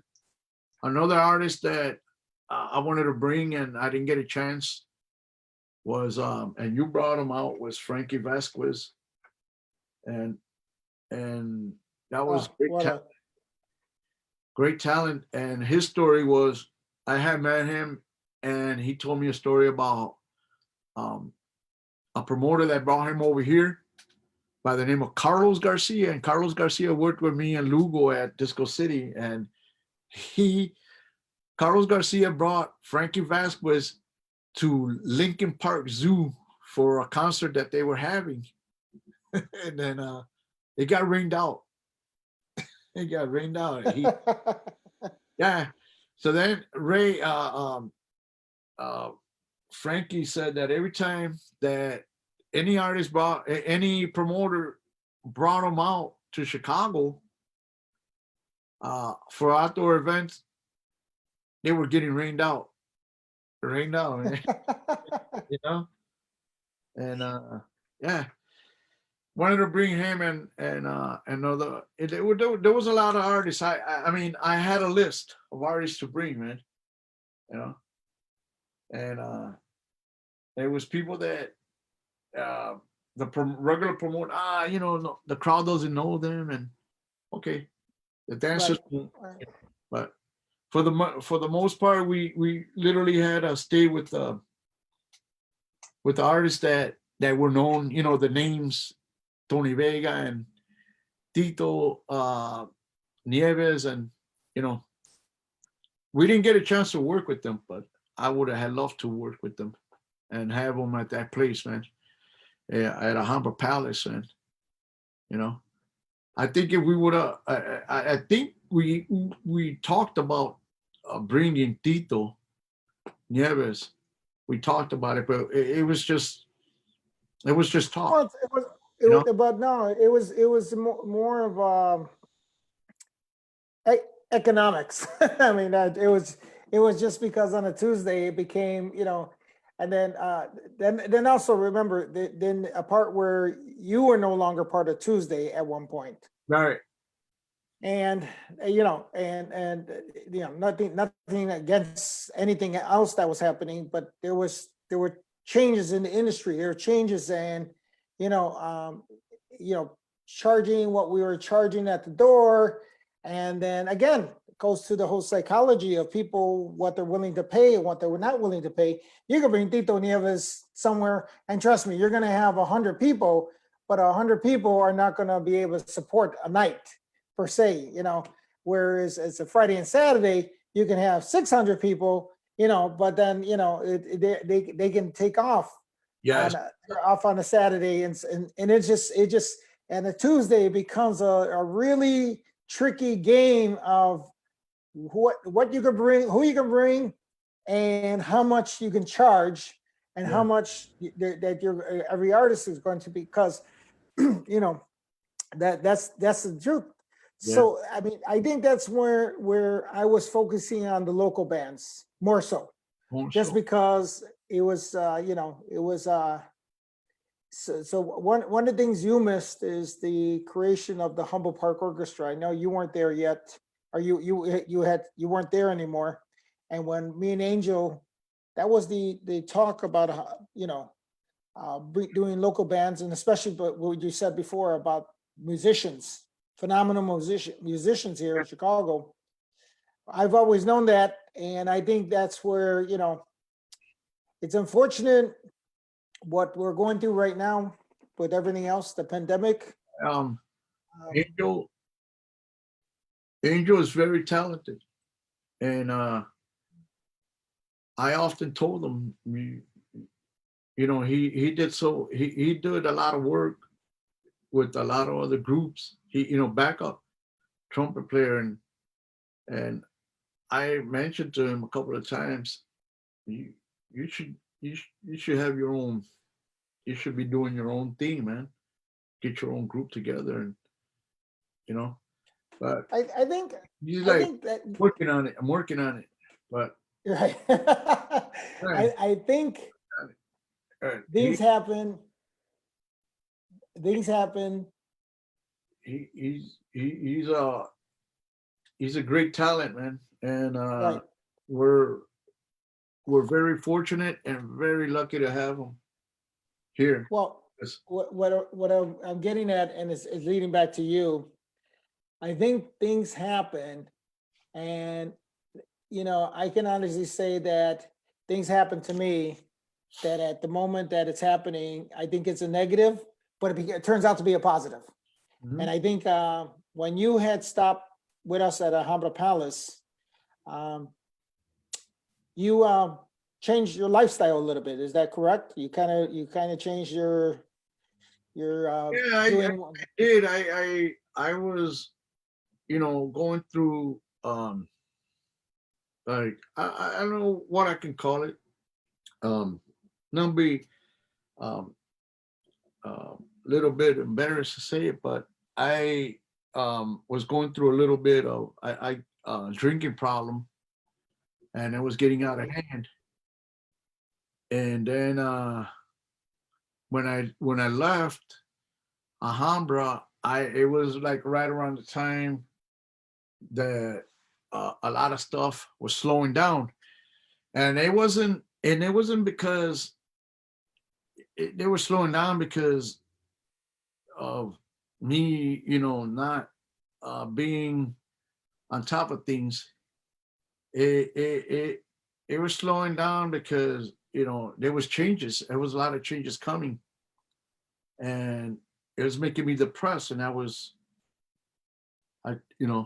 took that drinking to more, to and when I finally, I think I had a talk with you, and I had a talk with Andres, and he, you know, I said I'm out, man. I want to take a break, or I'm just gonna go ahead and you know do something else. Um, then I by me leaving, and then I was diagnosed with diabetes, so that made a difference, because then I had to think about my health, you know, Right. and um, I think I came back and I slowed down, but it wasn't enough, and I left the whole thing. I left everything. I said I'm gonna go ahead, and it was just I walked away with from a lot of stuff. I think I was still with Andres doing some stuff, and Mhm. and not only it wasn't me that was going through stuff, but as well the scene, the um, the salsa scene. It was changing. It was changing. Um, More of bachata was being played, and more reggaeton, and you know um and I wasn't into the reggaeton, and I really wasn't gonna. As much as I love bachata, I didn't see myself playing bachata all night long. Not like salsa. Right. And Then I met my wife, and my wife Well, changed. she wasn't your wife at the time, but it was. She was my wife. I met her, and then it's like she changed. She changed me for the better, man. Yeah. She changed my whole life. You know, and I think she wouldn't have came along. I would have been, you know. Well, I mean, little do you know that I've had conversations with her before, because I cared about you, and I would talk to her about you. And I says, as long as he's being taken care of, man, that's all that matters. He's a friend of mine. Even with I was talking to Big Guy. Yeah, um, that's Hector. That's right. Toño was. Hector, yeah, Hector, and I would call Hector as well, and I would say, "How's Lewis doing?" Even though we didn't communicate as much, I would talk to a lot of people that were involved in your life still, and I would call them and I says, "Oh, I hope things are." And then when they told me you were getting married and that you settled down, and I was very happy. I was really, really happy to hear all the positives because even Sergio said what he said, and a couple of the Lupe, the other guy says, um, in this business, we can follow a dark path, and it's very easy to follow a dark path. I was listening to Sergio, right? Joker, Right, right, and I was listening to him talk, and I think if it would have been me, like um like one on one talking to him and looking at the screen, I think I would have been like looking at the mirror, because everything that he was talking about, I thought he was describing me, and that was like something that I went through, yeah. and it just I had to leave, and when I met Vanessa, it was just, you know it was it was for the better, and it was a good, at the time, it was a good decision, you know. Oh, I agree. I mean, look at you now. You're here. You're alive. You're Oh, yeah, healthy, and you're. got to get over this little coronavirus. But I mean, but in all sense that No, no, you're absolutely. not doing. For the most part, she's asked me. She has asked me, um, do you miss it? And I told her, I miss what I miss is playing music, so people could dance to. Right, What I don't miss is the late nights and the drinking. I right, don't miss it at all. I tell you, it's like I can. It's like the way we were out, and we were, forget it, closing places, and then we would close one place and then we would go somewhere else. That's not me anymore. right. I know, and It's like that's I've had like little cookouts with our families, and if they bring a case of beer, and let's say 4 or 5 beers are there, that's what is going to be in the refrigerator till the next cookout. Yeah, I don't. It's not like that anymore, man. I mean, I'm not going to say that I won't have a drink, but it's not like before, man. oh, I know. Well, I was this And past February. This past yeah, February. man, and it's like it's a big change for me, man, and I love it, man. I Well, this and this past February, I had you come out to my booth out at the Salsa Congress, and a couple of guys that didn't know you personally, they heard you play, a couple of the DJs and stuff like that, and they were all they did was compliment your music because they were like, "Oh my God," and you know, and if and obviously they, you know, I don't know if there's ever gonna be an opportunity for a place to play the music that you played when you did at Green Dolphin and at Alhambra, because yeah, as you said, the changes happen. Yeah. I don't know, you know, I hear Jay Mars talks about that he plays what he plays over at For, at yeah, for the most part, you got DJs like Frankie J and Carlos Guate and Jay Mars that are keeping that style of music, salsa dura, alive, and you know, and it's cool. And I enjoy like every chance that I get to listen to them. I've reached out to them a couple of occasions, you know, to um, come in and do a guest spot with them, and they're like with open arms. Yeah, sure, bro. And you know, and I think the last time I did something was at Alhambra um, for the anniversary party, and you're in for the anniversary party. Oh, and no, that wasn't the last time.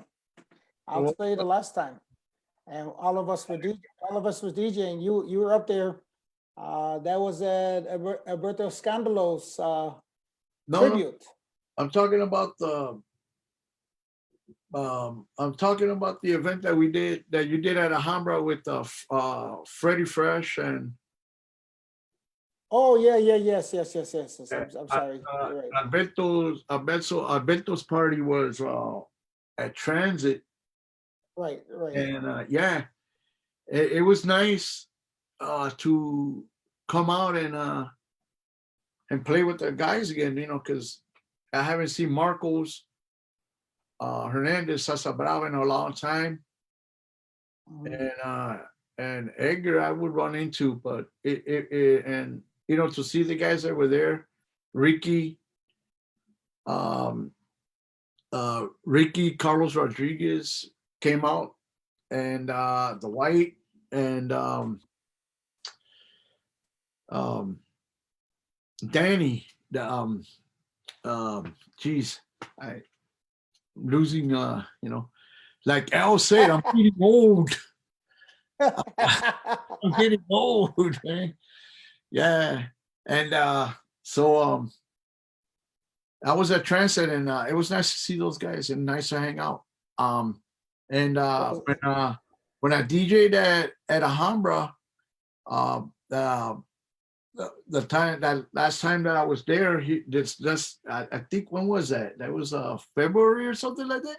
Yeah, February, just before it's closing down. Or yeah, I think like a week or 2 weeks I went to go see you at Dylan's, and I think right after that was Lori Lightfoot said, "Stay home." And she said, "Stay home," and she meant it. Yeah. Oh, where's your stand up? There should be a stand up behind you. Yeah. So I had fun. It felt good to be on that. It felt good to be on the stage. It brought back happy memories of when we did the night.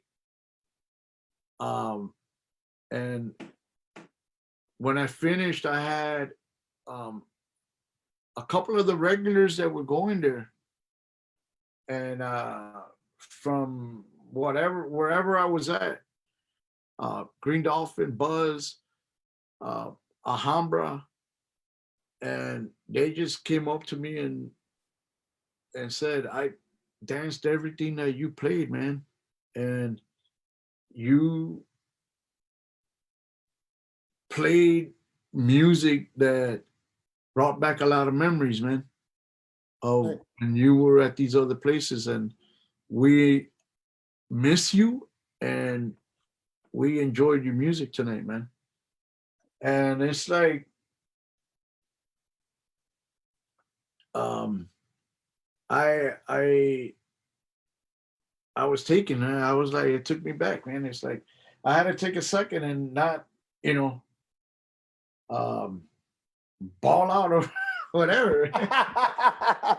Yeah, Well, but I mean, it was for the, it was a good time. right. We had a good Well, time, and it was nice. I enjoyed it, but like I said, it's like I miss playing music to make people dance, and the nightlife, I don't miss it at all. You know, right, right. And it makes sense. It makes perfect sense. All yeah, right, that is it. Of course, we went over time, but that's okay. You know, we had a lot to talk about with you. yeah. Any last words to the people who are listening? Any last words you want to say before we cut out? I was hoping that we could have gotten into a little bit more with the Salsa Congress, and as Tumbao as well.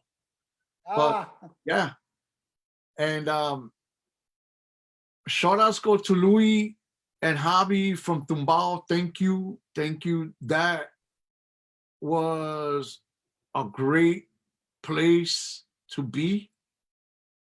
And thank you for having me there. And the other shout out that I want to send, I mean, I got a list. Yeah, but um, you, Marco, as well. You know, but I really want to send out shout outs to Saladin and Rosita, Maggie Garcia, and say thank you for bottom of my heart for giving me an opportunity to come in and DJ for use uh, the earlier parts of the Salsa Congress. I know you guys going to be celebrating, if you know, if God willing, 20 years, and I was there from the beginning with Edgar, and the original DJs for that was going to be Eddie Moquito, Nelson Zayas, and I think El Motro were going to be the original DJs, and you know, and we we we came on board with them, and real grateful to Saladin, and thank you because the Salsa Congress opened a lot of doors. Chicago Salsa Congress opened a lot of doors for me, because after that, I met a lot of great people through the Salsa Congress, which a lot a lot of them became good friends. I'm still in contact with some. right. Gave me an opportunity. Some are here, some are no longer with us. And like I mentioned earlier, um, my good, I became real good buddies with a promoter and the director of the Salsa Congress in New York, which that was, that brother, may you rest in peace, Choco, always in my heart. And he brought me to New York, and then from New York, opened doors to go to Los Angeles, to Boston, um, Atlanta, and Puerto Rico. And then Puerto Rico almost turned into Japan, Milan, and Switzerland. But if someday we'll get back on and we'll talk about that. It was, thank you, Saladin, thank you, Rosita, for and keep it going. Keep it going, keep it live. And the only thing I gotta say is this: when we come out of this, whether it's and I know that you excluded, and Carlos Guate, and Jay Mars, but to the other promoters, this is the one thing that I'm asking you, and I'm not knocking anybody. It's this: when you advertise for what you're doing, be specific on what you're going to be doing. if you title the night a salsa night, then let it be salsa, okay? Don't get people in there thinking they're gonna get salsa, all right? And then fool them, and then you're playing like 50% bachata and 10% salsa and then 10% of something else. If it's salsa, like the flyer says, salsa. Now, if you want to give the night a name, whatever it is, Latin nights, okay, tropical nights, all good, but fair is fair. If you're gonna name the night salsa night, give what the crowd wants, and if they want salsa, give them salsa. I 1000% agree with you, because when I hear 23 places on a Saturday night call themselves a salsa night, 23 places, salsa night. It just it's I'm sorry to say, it's fucking amazing. You know, and they're not salsa. I mean, and you know, I tell my wife, I joke with my wife and I tell her, if that had been me 5 years ago, and I were to walk into a club and I was getting that, you know, but that was a different time, and that was a different Lewis. And but so yeah, thank you, Angelo, for having me on, and no problem. you know, thank you for everybody that's keeping it alive. Just keep it going. Marcelino Ramos, thank you. That was another promoter that I didn't get a chance to mention. I did a lot of work with Marcelino, and Marcelino is very passionate about what he does. And it was just, it was an honor working with him. And, you know, if you guys gonna keep doing it, keep doing it, keep it alive, you know? Yep. I would make myself available for guest appearances once this thing is over with. And yeah, again, you know, Chicago is a very talented city, and like I've always said, it's like if you have a band at a venue, it doesn't matter who it is, man. From as big as they are, to as the littlest person or littlest band. There's an artist that's here, and his name is Jose Valdez, and this guy does amazing stuff with the 3-piece band, and so does Samuel de Real and Carlos Garcia, man. And if it's a 3-piece band to a 21-piece band, go and see them, man. Go and see them. Right. And I'm gonna leave it like that, and that's where I want to leave it at. Thank you very much, everybody that tuned in. Thank you very much, and stay in, so we can get through this. And the faster we can get it, we can be out there and get back out there and dance salsa, man. You know, And juke it up. hey, this is to Lori Lightfoot, man. Because you piss her off, you're gonna be in, you know. All right. Thank you, Louis. Appreciate it. All right, Angelo. Thank you, bro. That was the Front Door Show. We'll see you tomorrow, 8 o'clock. Thank you. All right.